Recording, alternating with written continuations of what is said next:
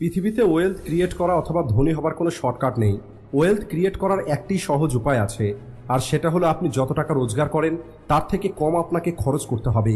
যতটা সম্ভব আপনি ততটা টাকা সেভ করুন। কিন্তু মানুষের মনে হয় ধনী হবার জন্য অনেক বেশি টাকা সেভ করার প্রয়োজন, অল্প টাকা সেভ করে কোনো লাভ হবে না। আর এই কারণেই কিছু মানুষ সেভিংস করতেই চায় না। কিন্তু সত্যিটা হলো অল্প হোক অথবা বেশি, আপনার কাছে যতটা টাকা আছে আপনার ততটা টাকাই সেভ করা উচিত। যদি আপনার কাছে 500 টাকা থাকে তাহলে আপনি 500 টাকাই সেভ করুন। আপনার 5000 টাকা সেভ করার কোনো প্রয়োজন নেই, কারণ আপনি ধীরে ধীরে ওই টাকাকে বাড়িয়ে তুলতে পারবেন। আপনার কাছে যতটা টাকা আছে আপনি ততটাই সেভ করুন আর ওই টাকাকে ইনভেস্ট করে দিন। আর যদি আপনার কাছে অল্প টাকা থাকে তাহলে আপনি অল্প টাকাই সেভ করুন, কারণ একদিন ওই টাকাটাও অনেক বেশি বেড়ে যাবে। বেশিরভাগ মানুষ এই কারণেই তাদের টাকা সেভ করতে পারে না, কারণ তারা তাদের সারা মাসের সমস্ত খরচ করার পরে সেভিংস করার চিন্তা করে। যদিও আপনার স্যালারি পাওয়ার সঙ্গে সঙ্গে সেখান থেকে কিছু টাকা বার করে সেভ করা উচিত। আর আপনাকে খেয়াল রাখতে হবে আপনার স্যালারি থেকে যে টাকাটা সাইড করে আপনি সেভ করছেন সেটা আপনি কোনো পরিস্থিতিতেই খরচ করবেন না, বরং ওই টাকাকে কোনো একটি ভালো জায়গায় আপনি ইনভেস্ট করে দেবেন। আর এখানে প্রশ্ন হলো আপনি যে টাকা সেভ করছেন সেটা আপনি কোথায় ইনভেস্ট করবেন, কারণ শেয়ার মার্কেটে শেয়ার অথবা মিউচুয়াল ফান্ডে টাকা ইনভেস্ট করাতে অনেক বেশি রিস্ক আছে। আর এফডি থেকে ভালো রিটার্ন আপনি তখনই পাবেন যখন আপনি এখানে বেশি টাকা ডিপোজিট করবেন। আর তাই এখন আপনি কি করবেন? আর যদি আপনিও অল্প টাকা সেভিং করেন আর আপনি আপনার ওই টাকাকেই বাড়িয়ে তুলতে চান, কিন্তু আপনি জানেন না আপনার সেভিংসকে কিভাবে গ্রো করতে হবে, তাহলে আজকের এই ভিডিওটি কেবলমাত্র আপনার জন্য। কারণ আজকের এই ভিডিওতে আমি আপনাদের আপনার সেভিংসকে গ্রো করার এমন কিছু টিপস বলবো যে টিপসগুলো ফলো করে আপনি ধনী হতে পারবেন। তো চলুন শুরু করা যাক। Number 1, deposit money in national saving recurring deposit account RD in post office.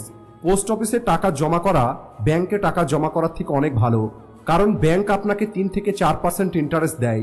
অন্যদিকে যদি আপনি পোস্ট অফিসের আরডিতে আপনার টাকা জমা করেন তাহলে আপনি 6.7% ইন্টারেস্ট পাবেন। পোস্ট অফিসে না কেবল আপনি ইন্টারেস্ট বেশি পাবেন, বরং এখানে আপনি মাত্র 100 টাকাতে আপনার অ্যাকাউন্ট ওপেন করতে পারবেন আর যতটা চাইবেন ততটা টাকা সেভ করতে পারবেন। যেহেতু 100 টাকা অনেক বড় অ্যামাউন্ট নয়, তাই এখানে টাকা সেভ করতে আপনার উপরে কোনো প্রেশার পড়বে না। আপনি প্রতি মাসে যতটা সম্ভব ততটা টাকা সেভ করতে পারবেন। আরডিতে টাকা রাখাটা অনেকটা ভাঁড়ে টাকা রাখার মতো, কিন্তু ভাঁড়ের মধ্যে যখন আপনি টাকা সেভ করেন সেই টাকাটা বাড়ে না।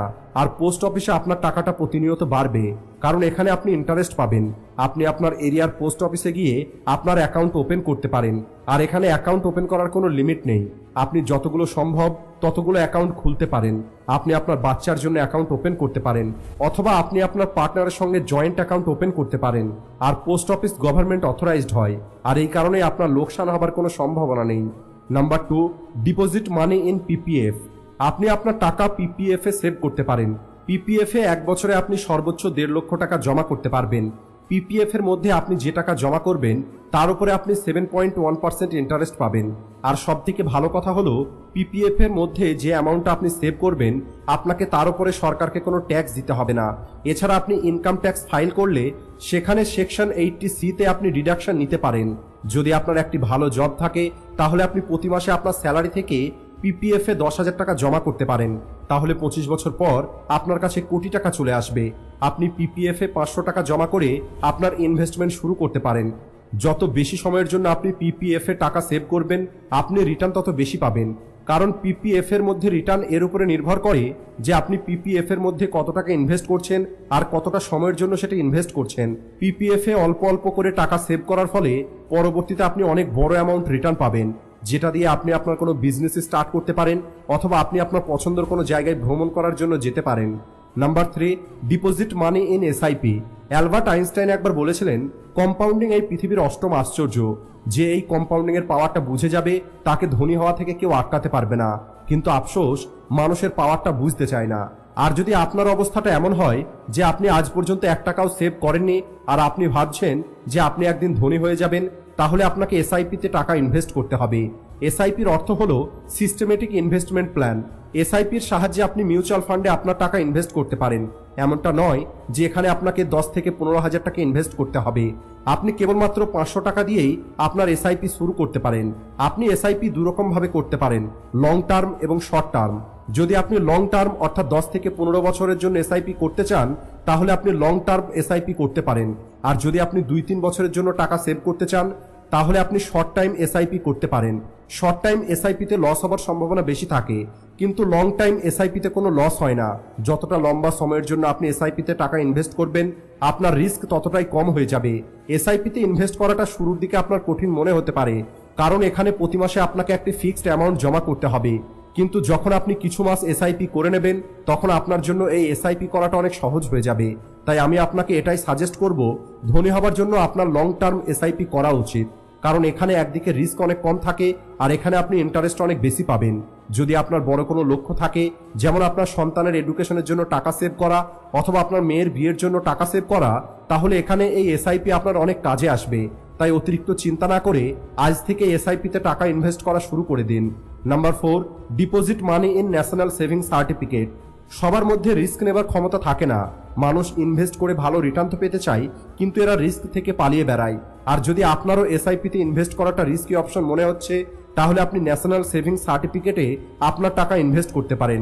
এটা গভর্নমেন্ট অথরাইজড একটি সেভিং স্কিম, আর আপনি চাইলে প্রতি মাসে এখানে 100 টাকাও জমা করতে পারেন। যদি আপনার ইনকাম বেশি হয়, তাহলে আপনি যতটা চান ততটা টাকা এখানে সেভ করতে পারেন। এখান থেকে আপনি 7.7% ইন্টারেস্ট রিটার্ন পাবেন। ন্যাশনাল সেভিংস সার্টিফিকেটকে আপনি আপনার কাছের কোনো ব্যাংক অথবা পোস্ট অফিস থেকে কিনতে পারেন। আর সব থেকে ভালো কথা হলো, এখানে আপনার সেভ করা টাকার উপরে ইন্টারেস্ট তো পাবেনই, এছাড়া আপনি 1.5 লক্ষ টাকা পর্যন্ত ট্যাক্স রিলিফ পাবেন। মনে করুন আপনি এই স্কিমে 1000 টাকা করে জমা করছেন, তাহলে 1 বছর পরে আপনি 12,000 টাকা সেভ করে নেবেন। আর যদি এর সঙ্গে ইন্টারেস্ট যোগ করা হয়, তাহলে সেটা হয়ে যাবে 16,674 টাকা। এটা খুবই ভালো একটি সেভিং স্কিম। এখানে আপনি খুব সহজেই টাকা সেভ করতে পারবেন। যদি আপনি একটি স্টুডেন্ট হয়ে থাকেন আর আপনি কিছু টাকা আপনার হায়ার স্টাডির জন্য সেভ করতে চান, তাহলে আপনি আপনার পকেট মানি সেভ করে এই স্কিমে টাকা ডিপোজিট করতে পারেন। আর এখানে রিস্ক 0 থাকে, তাই এখানে লস হবার কোনো সম্ভাবনা নেই। Number 5, monthly income scheme MIS. MIS হলো একটি পোস্ট অফিস সেভিং স্কিম। এই স্কিমের মধ্যে আপনি যদি একটি অ্যামাউন্টের টাকা জমা করেন, তাহলে সেখান থেকে আপনি প্রতি মাসে ইনকাম পাবেন। এটা ফাইন্যান্স মিনিস্টারের আন্ডারে থাকে, আর তাই এখানে ফ্রড হওয়ার কোনো সম্ভাবনা নেই। এটা এফডির মতোই সেফ অ্যান্ড সিকিউর। এমআইএস 5 বছরের একটি স্কিম, যেটা আপনার বয়স 10 বছর হওয়ার পরে শুরু করতে পারেন। আর যদি আপনার বয়স 18 বছরের থেকে কম হয় আর আপনি এই স্কিমের মধ্যে ইনভেস্ট করেন, তাহলে আপনার ইনভেস্টমেন্টের টাকাটা 18 বছর পূর্ণ হওয়ার পরেই পাবেন। আর এখানে আপনি 7.4% ইন্টারেস্ট পাবেন। আর এই এমআইএস এ 1500 টাকা থেকে আপনি ইনভেস্টমেন্ট শুরু করতে পারেন। আর আপনি এই স্কিমের মধ্যে ম্যাক্সিমাম 9 লক্ষ টাকা জমা করতে পারেন। কিন্তু যদি আপনার জয়েন্ট অ্যাকাউন্ট থাকে, তাহলে আপনার ম্যাক্সিমাম লিমিট 15 লক্ষ টাকা পর্যন্ত হয়ে যাবে। মনে করেন আপনি এমআইএস এর মধ্যে ইনভেস্ট করেছেন আর আপনার টাকাটা ম্যাচিউর হয়ে গেছে, কিন্তু ম্যাচিউরিটি পিরিয়ডের পরেও আপনি আপনার টাকাটা উইথড্র করেননি, তাহলে আপনার ইনভেস্টমেন্টের উপরে 3 থেকে 4% সিম্পল ইন্টারেস্ট পাবেন।